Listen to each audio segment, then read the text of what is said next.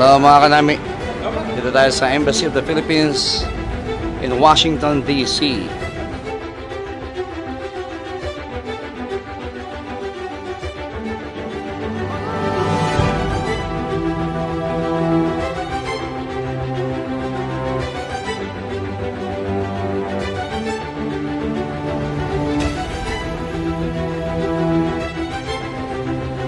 Tagaan naman. Yan o.